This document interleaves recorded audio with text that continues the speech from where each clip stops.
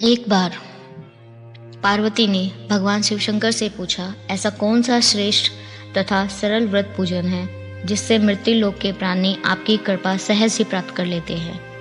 उत्तर में पार्वती को शिवरात्रि के व्रत का विधान बताकर यह कथा सुनाई। एक गांव में एक शिकारी रहता था। पशुओं की हत्या करके वह अपने कुटुंब को पालता था। वह एक साहूकार का ऋणी था, लेकिन उसका ऋण समय पर ना चुका सका। क्रोधवश साहूकार ने शिकारी को शिव मठ में बंदी बना लिया। संयोग से उस दिन शिवरात्रि थी। शिकारी ध्यान मग्न होकर शिव संबंधी धार्मिक बातें सुनता रहा। चतुर्दशी को उसने शिवरात्रि की कथा भी सुनी। संध्या होते ही साहूकार ने उसे अपने पास बुलाया और ऋण चुकाने के विषय में बात की।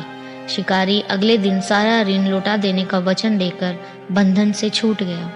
अपनी दिनचर्या की भांति वह जंगल में शिकार के लिए निकला, लेकिन दिन भर बंदी गृह में रहने के कारण भूख प्यास से व्याकुल था। शिकारी शिकार करने के लिए वह एक तालाब के किनारे बेल वृक्ष पर पड़ाव बनाने लगा। बेल वृक्ष के नीचे शिवलिंग था, जो बिल्व पत्रों से ढका हुआ था। शिकारी को उसका पता न चला। पड़ाव बनाते समय उसने जो टहनियां तोड़ी वे संयोग से शिवलिंग पर गिरी। इस प्रकार दिन भर भूखे प्यासे शिकारी का व्रत भी हो गया और शिवलिंग पर बेलपत्र भी चढ़ गए। एक पहर रात्रि बीत जाने पर एक गर्भिणी मृगी तालाब पर पानी पीने पहुंची। शिकारी ने धनुष पर तीर चढ़ाकर ज्यों ही प्रत्यंचा खींची, मृगी बोली, मैं गर्भिणी हूँ, शीघ्र ही प्रसव करूंगी। तुम एक साथ दो जीवों की हत्या करोगे, जो ठीक नहीं है। मैं अपने बच्चों को जन्म देकर शीघ्र ही तुम्हारे सामने प्रस्तुत हो जाऊंगी, तब तुम मुझे मार लेना। शिकारी ने प्रत्यंचा ढीली कर दी और मृगी झाड़ियों में लुप्त हो गई। कुछ ही देर बाद एक और मृगी उधर से निकली। शिकारी की प्रसन्नता का ठिकाना ना रहा। समीप आने पर उसने धनुष पर बाण चढ़ाया। तब उसे देख मृगी ने विनम्रतापूर्वक निवेदन किया, हे पारधी, मैं थोड़ी देर पहले ही ऋतु से निवृत्त हुई हूँ, कामोत्तुर विरहिणी हूँ, अपने प्रिय की खोज में भटक रही हूँ। मैं अपने पति से मिलकर शीघ्र ही तुम्हारे पास आ जाऊंगी। शिकारी ने उसे भी जाने दिया। 2 बार शिकार को खोकर उसका माथा ठनका। वह चिंता में पड़ गया। रात्रि का आखिरी पहर बीत रहा था। तभी एक अन्य मृगी अपने बच्चों के साथ उधर से निकली। शिकारी के लिए यह स्वर्णिम अवसर था।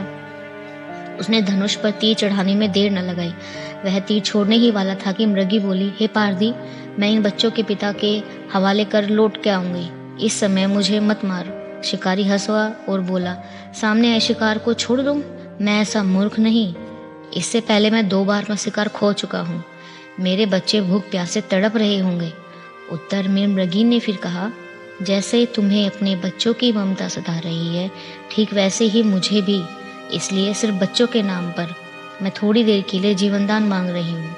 हे पारधी, मेरा विश्वास कर, मैं इन्हें इनके पिता के पास छोड़कर तुरंत लौटने की प्रतीक्षा करूंगी।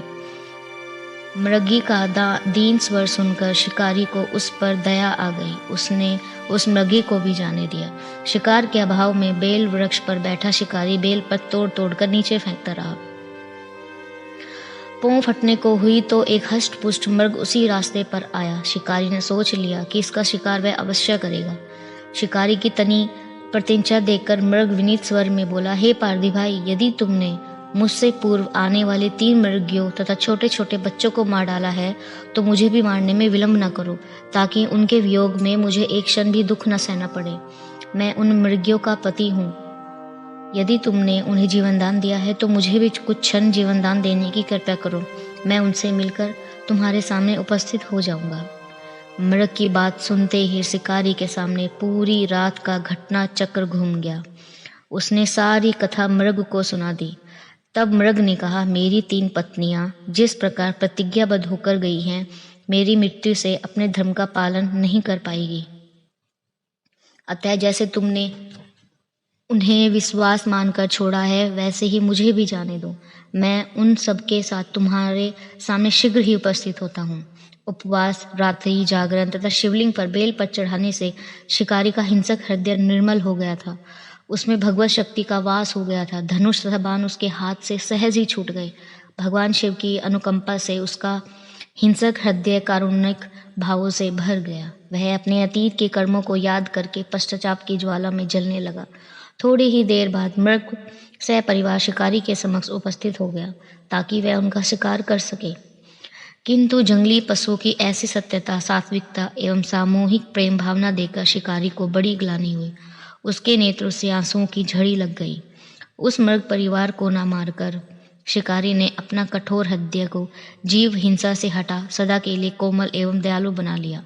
देवलोक से समस्त देव समाज भी इस घटना को देख रहा था। घटना की परिणति होते ही देवी देवताओं ने पुष्प वर्षा की। तब शिकारी तथा मृग परिवार मोक्ष को प्राप्त हुए।